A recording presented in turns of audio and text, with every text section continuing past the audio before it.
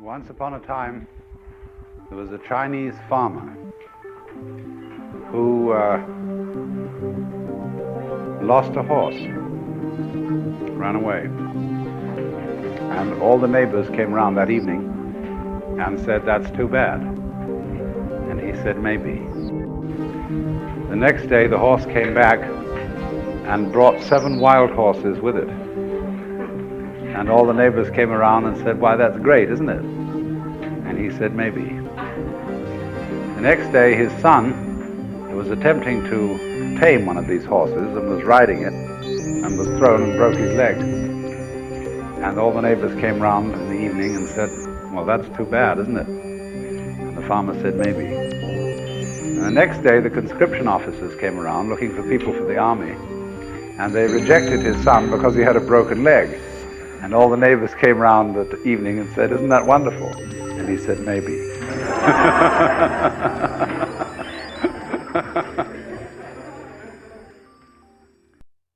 Hello. Good afternoon. Hello. Hello, Jen. Hello, Kurt. Hello, listeners. And welcome to the Zen Farmer Grassroots Recovery Podcast.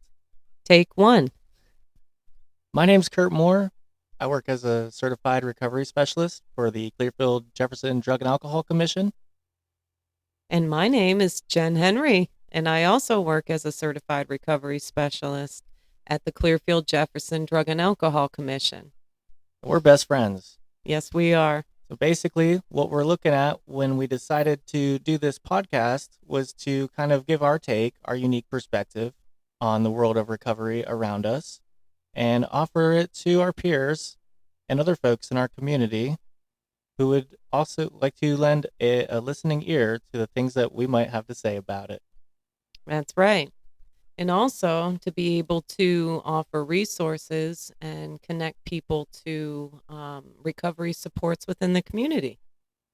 Awesome. We'd like to thank the Overdose Task Force, first off, for donating to our equipment so that this could be possible.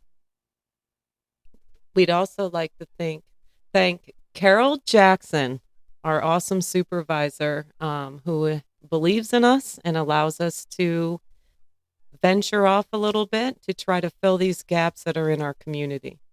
Thank you, Carol. We love you. So, as this is our first episode, we thought we might like to outline some of our background and some of our experiences within the work that we do. Talk about things that mean the most to us in our lives. You know, recovery is so much more than abstaining from use of substances. But I mean, at least in my experience, it's provided me with a whole different outlook entirely. Absolutely. I think sometimes people believe that once we stop using the substance, that we're okay. And in fact, the substance is but a symptom of the disease that we have. We learn to face life on life's terms and do that many times with a grateful heart. Gratitude has certainly become number one in my life. Each day I try to remind myself what it is that I'm doing this for, obviously for my own sake, but since I've entered recovery from drugs and alcohol, I've learned to, well, not learned, I've gained so much. I mean, I think about my children every day and the lives that they wouldn't have had if I were to continue use. And for me personally, there's just simply no going back. I have too much to lose. The friendships that I've made stronger, physically becoming stronger, more mentally capable. I mean, the list goes on, and they're different for every person. But again, back to the topic of gratitude, it's important to remind ourselves what it is that we've become thankful for and are able to express that, be open with each other emotionally, really want to provide something back. I think that within all of us, there was always the capacity to deliver some more love in our world, and that we're thankful to have the opportunity to do so cognitively and to the professional ability that we have now. Absolutely. I think transparency with those we love is so important. Um, so I have a daughter, and she's almost 17, and she was my motivation for the first few years of my recovery. And I also wanted to break the cycle within my family. I've watched addiction, people I love die from overdoses or complications, health complications due to substances and this disease. Every holiday, my grandma would say one of us is ruining it because either one of us was getting a divorce, going to jail, or going to rehab. And I wanted something different for my child. And I've been very open and honest with her about my past. And, when she was young, we would go to meetings together. I would take her with me. And, since she's gotten older, she also still will attend meetings with me sometimes. So she's grown up in this recovery environment. And I feel that that was key. There's so many things that motivate us. They always tell us in the beginning that we have to do it for ourselves. But I think many of us feel how I felt, which was I didn't really care much about myself. I needed some kind of inspiration, motivation, and a purpose. And I did it for her for a few years until I learned to care enough about myself. And I did that by loving my own kind. I started to care about other people that were going through the same struggles that I had been through and grew to love them. And by loving them and embracing all that they are and their flaws and their strengths and their beauty, I was able to then recognize those things in myself. Love that, Jen. I knew that uh, becoming a creative person was extremely important in my life, and the ability to express myself the way that I saw fit. And, since I started working for this commission over a year ago, you and I really just hit it off to an amazing extent. And I'm really, really happy to be your friend. This was only a matter of time until we got behind the microphones together to be able to take all of this banter that we have and put it to good use.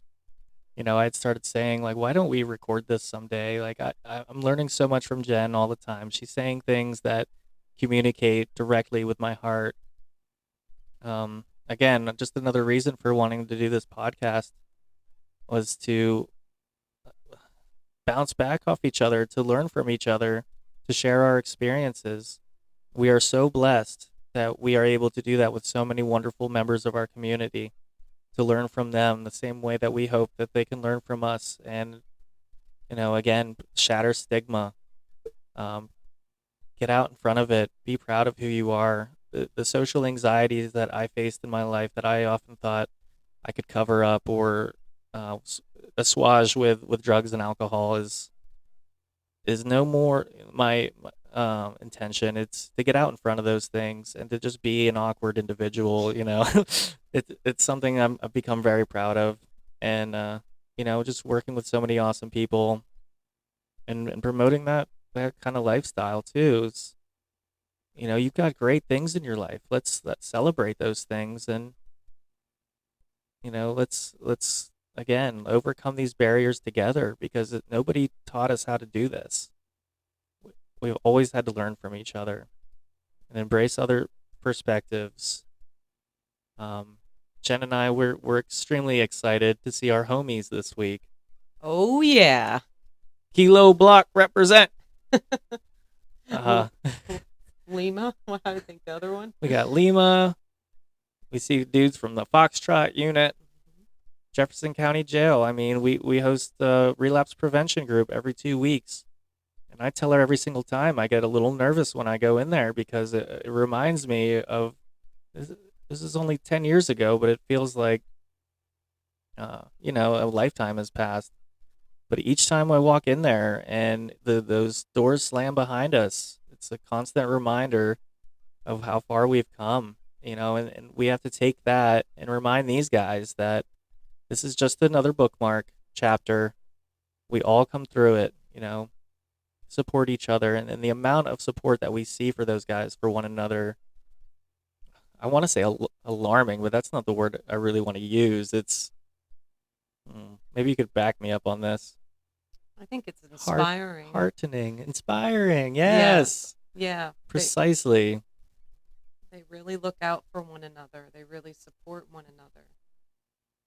Yeah, and absolutely. I think, I don't think we talk enough about the trauma that happens when you've been incarcerated, and walking into through those doors and hearing the slam and not knowing when you're going to get out. Now we know we're going to get out within a few hours, but it's still it's still it strikes that nerve, like that little bit of panic hits, and then we remember why we're there, and it's to sit in a room very similar to a room we have sat in, with our brothers and sisters, and show them, demonstrate to them that it can be done, that we can overcome these things, that we don't have to go back, that we can create a life that we don't want to escape from. But it's necessary, and well, I would say it's vital to connect to other people that are trying to accomplish the same things we are, and allow them to know us, to just have just a little bit of faith that maybe then can grow into some trust. So I think fear is really what holds us back most of the time. It's that fear. And then we go back to the way we were living, and it's only a matter of time before we pick that drug or that drink back up again and land exactly where we were before, if we're lucky, because some of us die. I agree, Jen. Uncertainty is certainly what held me back from wanting to face a life of outside of use. I've gotten so accustomed to my behaviors that anything aside, anything new, anything contrary could have been obviously extremely difficult. But I do know for certain that if I would have continued the path that I was on, that it was jail, and it was probably an early grave, and it was not realizing the dream of becoming a father like I had wanted to. Again, I can only speak for myself, but that is something I'd always wanted. My loving wife, who had told me time and time again, we can't be parents. I mean, look at yourself. It's just nonsensical. It's not going to work the way we need it to in order for them to have a happy, healthy life. So again, I'll speak on behalf of that a little more. I was about 2 years into my recovery, and then we had serious talks about it. And what else can I say? They're here, they're awesome, they're healthy, they're happy, and that's just a reflection of our own work that we put in to realize our dreams. I became a believer of manifestation really quickly. Yes. Thinking like, wow, man, this is awesome. What if I did this on money? Yeah. I'd be afraid what could happen. But truly becoming the master of the universe, in my opinion, and being the main character, being the person who could see things from far away to reach them and to obtain them, has become a thrill in my life. And I don't know how I could tell Kurt from 2019 that all of that was possible. I don't think he would have listened at that time. No, we wouldn't have believed it. Unreal. Yeah. Absolutely. This wasn't my first bout with recovery. Many of us relapse. And I believe now that I needed to learn a lesson that, say, for example, like I was about a year and a half in. I wanted to try a drink and think that I could just have one or two or whatever, keep it under control. And, I learned that I have a light switch that's broken.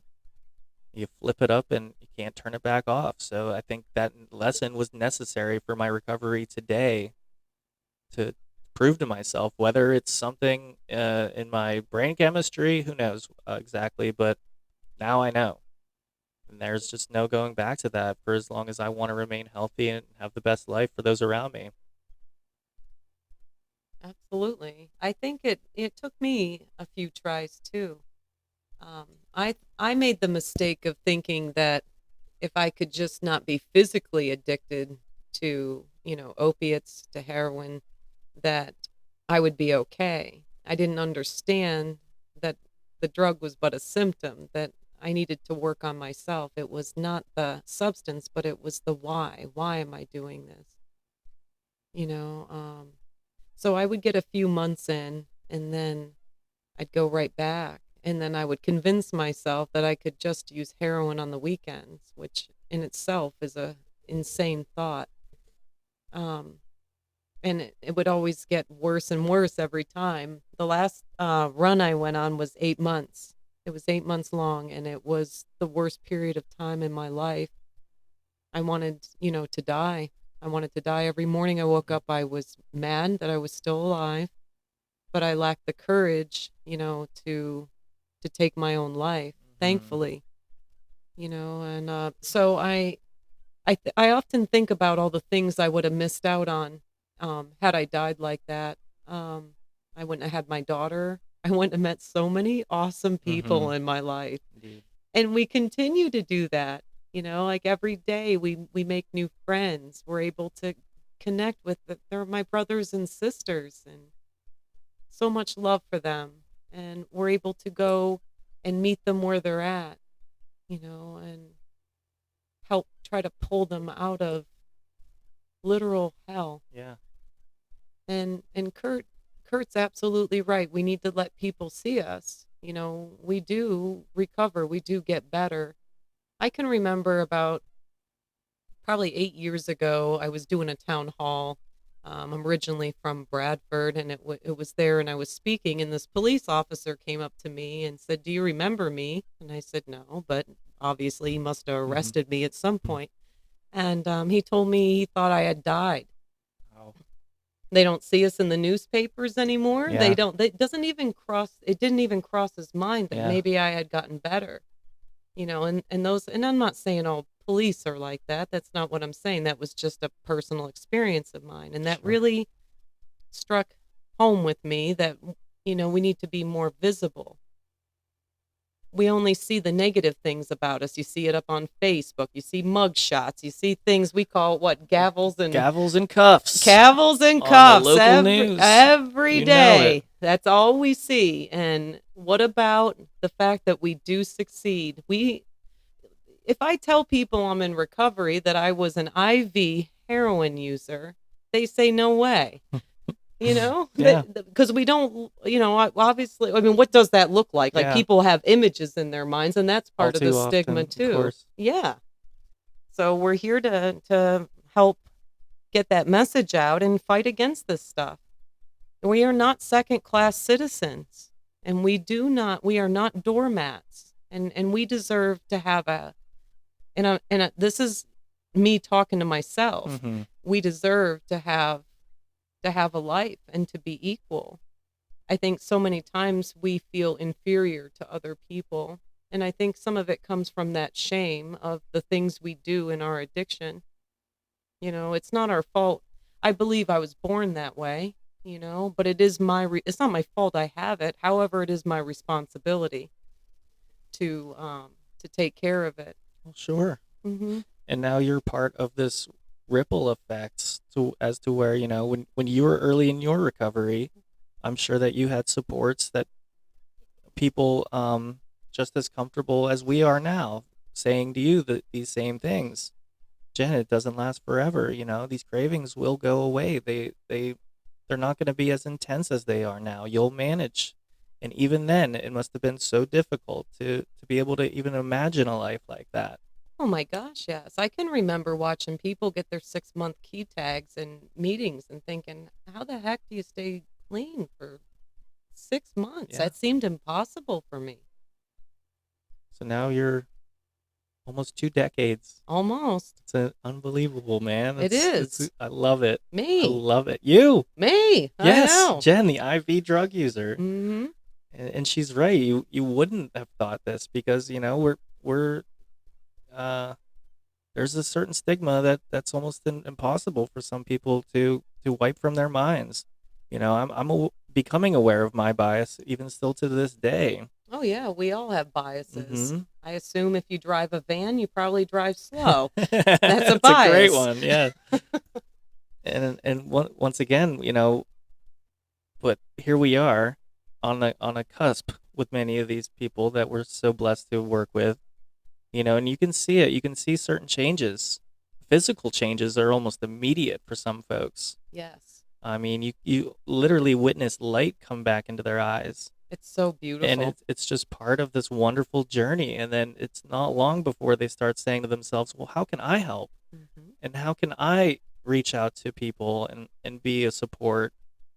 And it's, if you consider that ripple effect, well, what more a beautiful thing could you ask for in the recovery network? And being able to be that person that someone can count on, and just extending this chain out. We're links on a chain. I started using that analogy when those kids were born. Look at this. What is this? What is humanity? Oh my God, I'm just a link on a chain. And now I consider that for many aspects of my life, recovery especially. And so many say, I'm interested in becoming a CRS. I want to be a peer specialist. I want to work in drug and alcohol, or get my psychology degree. And I think that's a really common theme with our community. Sure. We want to help. It's the gratitude. They Mhm. want to be able to give back. For sure. Yeah, and it's really awesome. Yeah. I use video game analogies a lot because I'm a nerd. So like I consider leveling up, I might have been a little level 0 running around in the underwear. I didn't have any cool weapons or anything, but like now I've got this sweet suit of armor, and I tackle every day like what's around the next corner. This is exciting. Yes, it's no longer scary. Yeah. Where am I going to be a year from now? Oh I my don't know, but gosh. it's going to be awesome. I get the chills, man. I know. Yeah. I used to fear the future, and I lived in the past for a long time, trying to reconcile the things that I had done, and then Mhm. it's the fear of the future. What if I mess this up? What if this happens? And I think that's really that self-centered fear that goes through the mind of an addict all the Mhm. time until we learn that maybe the other shoe isn't going to drop, always Yeah. always expecting the worst. Yeah. And we see that that's a change I see in people too. They start to get their life together, and we get to celebrate alongside them as I got a job. It's like, Yeah, yay. dog. Right? Yeah. Yeah. And Or celebrate those right. that seem so trivial and maybe insignificant to other people. They really mean the world to us. And I think that's where that gratitude comes in. Like, Mhm. I am responsible. I go to work. I take care of obligations. I pay my bills. My bills, I used to not even open them. I had a whole garbage bag one time full of mail when I was using that I wouldn't even dare open. No, Yeah, we're adulting. we are adulting and it feels good. It's great. It's exciting. Like you said, those small victories, like getting a job, that is awesome, man. Or being in a meeting with somebody and, oh, I gotta make a doctor's appointment. It's like, cool, let's do it. Yeah, let's Let's get do it it. off your plate Let's do it right now. right now. There was that one video you had shared with me about procrastination. Not to say like, pointing fingers at anybody or anything, but in the context that most of us, people in general, tend to put things off sometimes. But anyway, like what did the guy had said was procrastination. I'm leaving this aside for my future self, who is somehow going to be more motivated than I am right now. That Yeah. always stuck with me. Yeah. Right? Because I'm thinking like, as long as I'm thinking about it now and I have the time to do it, absolutely, I want to level up. I want to get the experience points. Yeah, and then you don't have to think about it anymore because Right. it steals your peace. If there's Mm, something I need to do and I'm dreading it and I keep putting it off, but I'm still dreading it. It's like drawing out the dreading process. indeed. I mean, sometimes we don't make any sense. Yeah. And that's just, again, something that I'm comfortable with now, Me too. and why dilly daddle around the awkwardness, man? Like that's just you, and you should be proud of yourself for being a unique individual. Oh, yeah. Mm-hmm. Absolutely. I love being me. It's amazing that we go from hating ourselves Yeah. to loving ourselves. And it's like we've talked about before, the inability to put the mask back on. I think addicts in general, we tend to be chameleons. We have an image, but we have no identity. Like I didn't know who I was, so I would be whoever this person wanted me to be or this person. And then we get into recovery and we're unable to do that eventually. And we're forced to walk this planet as our authentic selves. And it is very scary at first. I remember feeling very naked and exposed. And then we just learn to embrace it. You know, sometimes I lend the thought that it's like some chemical that's seeping around in there, and it takes my voice and it tells me these things. Mhm. You know, it sounds an awful lot like myself, but and it doesn't. At least again, in my experience, it's hard for that to go away sometimes. But then I remind myself, like, what is it that is most important right now? It's not using today, and it's not lending myself to those thoughts because that really wasn't me all along. No, that voice that tells us that we're worthless, that we're Yeah. stupid, that nobody really likes us. Mm-hmm. They just pretend to because they feel sorry for Right. us. That's the disease, and it's learning to separate ourselves from that. And it's like we talked about this morning. We were talking about using dreams and how it is always right there. It's always the disease is always right there, right there. And some days I choose to listen to it and it gets louder and louder and louder. And but fortunately, most days I can tell it to be quiet and go about my day and really channel my energy into other people and into other things that I love. But some days Yeah. it is really difficult to turn that off. So I think the key to recovery, one, I believe it's action based. I cannot live my life based on how I feel or what I feel like doing that day. It's that discipline. But I also think it's learning to separate myself from that and find ways to combat that voice and again be my true authentic self, which fortunately or unfortunately, that is part of who I am. Mm. But where I used to feel like it was a curse, I now feel that it's a blessing because it enables us to understand so many different people on so many different Mhm. levels and be able to connect with them. And that isolation breaks away. And we don't feel so alone. And they don't feel so alone. It's really it's a beautiful thing. Yeah, Jen, we've talked about addicts as empaths, as really spiritually in tune folks, living in a world that we don't necessarily agree with. Or We, understand. yeah, we see the cracks and the crags in it. Hmm. We see, um, a dark reality sometimes, and it's like we want more than anything to not be a part of it. But I think maybe what that is coming from a place of just wanting to do better. Was it Gandhi that said, "Be the change that you want to see"? You want to go out looking for friends, be a friend. Um, and again, I think most of it really starts with all of us, addict or not.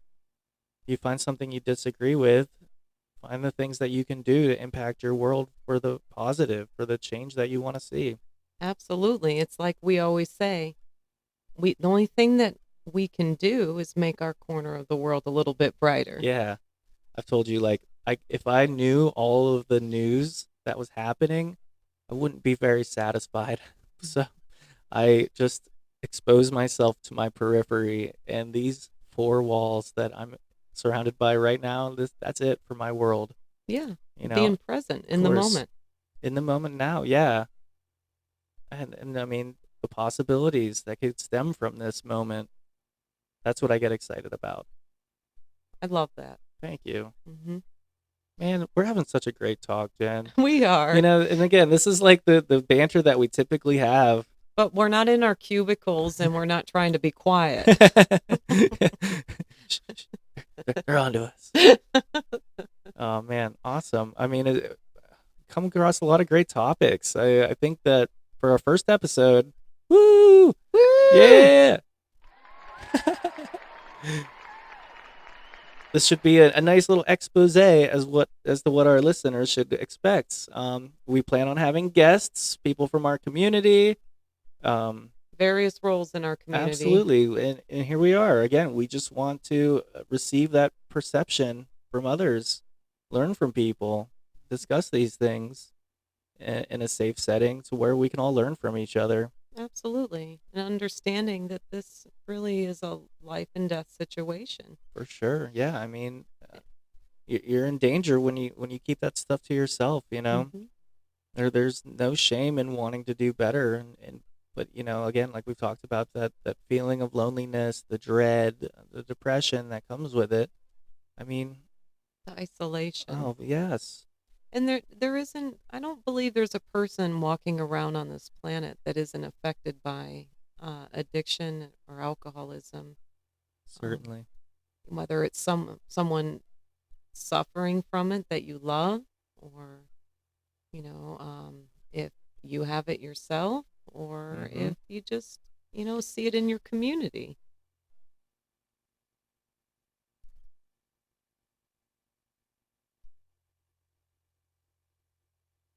I think that moment of silence was appropriate for the ones that we had to lose to it, Yep, right? I mean, friends, family members, people across the globe that we don't know. Well, I mean, they were loved by somebody, that's right. so we got to remember them too, as to what we're doing here. Jen's absolutely correct. Massive public health crisis, and it's not doing any better by being attached with so much stigma as it is. So if that's one thing that's holding a person back, here again, here we are to remind you that you're definitely not alone. You got homies. You got the homies. All right, guys. Well, listen, we want to thank you so much for tuning in to the very first episode of Zen Farmer Grassroots Recovery Podcast. Woo! Yeah. Look forward to news, guests. Again, just casual banter between Jen and myself. We love to do this, and Yep. we'll love to have you for next time.